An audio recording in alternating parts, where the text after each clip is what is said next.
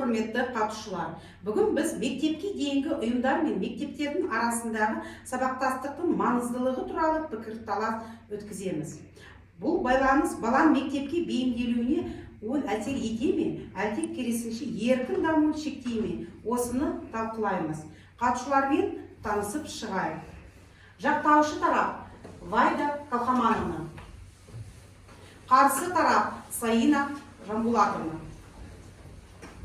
Ендігі сөз кезегі жақтаушы тарапқа беріледі.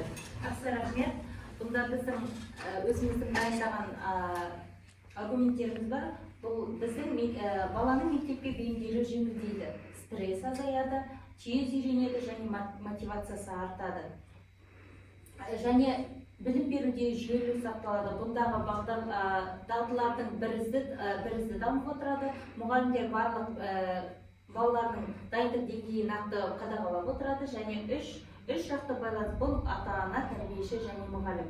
Қорыта айтатын болсақ, сабақтастық баланың білім алу жолындағы сенімді көпірі деп айта аламыз.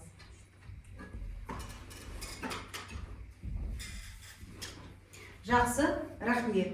Ендігі сөз кезегі қарсы тарапқа беріледі. Жақсы, рахмет. Қарсы тарапта өз аргументтерін дайындап келдім. Балабақша ойын арқылы даму орны, ерте оқушыға айналдыру, шығармашылық еркіндігін шектеу, психологиялық қысым көрсету. Тәрбиеші мен мұғалімнің мақсаты әртүрлі.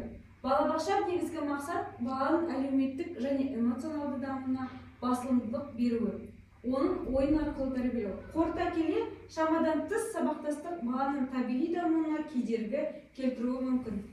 Рахмет. Енді сұрақ-жауап кезегіне көшейік. Біздің сұрағымыз, егер сабақтастық болмаса, бала мектепке қалай оңай бейімделеді? Жақсы, рахмет. Егер сабақтастық болмаса да, бала мектепке оңай бейімделуі үшін бірнеше маңызды факторлар бар. Икемді және қолдау көрсететін орта, жеке ерекшеліктерін ескеру, ойын және әлеуметтік дағдыларын дамыту. Осылардың барлығын қорыта айтқанда, сабақтастық болмаса да, қолайлы, икемді және қолдау көрсететін орта мен жеке көзқарас баланың мектепке оңай үйренуіне көмектеседі. Қарсы тарапқа сұрағым, баланың ерте оқуға бейімдеу оның психологиясына зиян келтірмей ме? Жақсы, рахмет. Баланы ерте ортаға бейімдеу ол психологиясына әсер етуі мүмкін, бірақ ол әртүрлі факторларға байланысты. Мысалы, жеке даму қарқыны, ынталандырушы, қолдану көрсеткіш орта және қысым мен талаптардың шамадан тыс болуы, және баланың психологиялық дайындығын бақылау. Осыны ескере отырып, балаларға қысым көрсетпей, психологиясына әсер етпейтіндей білім жүйесін, оқу жүйесін ұсынып отыруымыз керек. Осы мақсатта біз балалармен ертелік бейімделу үшін мектепке экскурсияға барамыз, балалар оқу процесін көреді және оған тез үйренуіне көмектеседі. Және бастауыш сынып мұғалімдермен, тәрбиешілермен әртүрлі сұхбаттар өткіземіз, немесе кеңестер жүргізіп отырып, оқу процесінің қандай тиімді жолдарын қарастырамыз. Жақсы, рахмет. Пікірталасымызды қорытындыласақ. Сабақтастықты қалай жүзеге асырсақ, баланың дамуына зиян келтірмейміз. Экранға назар аударайық. Жеке ерекшеліктерді құрметтеу. Барлық балалар әртүрлі дамиды. Сондықтан сабақтастық бағдарламалары икемді болып, әр баланың даму қарқыны мен қабілеттерін ескеруі қажет. Екі ойынды шығармашылыққа басымдық беру. Мектепке дейінгі кезең ойын арқылы даму уақыты. Ойын мен шығармашылық мектеп бағдарламасында да сақталып дамытылуы тиіс.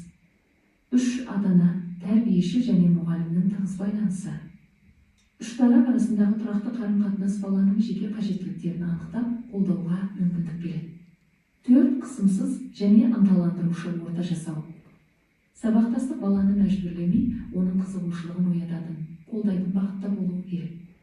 5 даму бағыттарының кеңдігі. Тек академиялық білім ғана емес, әлеуметтік, эмоционалдық және дене дамуы да ескерілсін. Осы орайда сабақтастық баланың даму жолындағы сенімді көпірі деп айта аламыз. Назарларыңызға рахмет.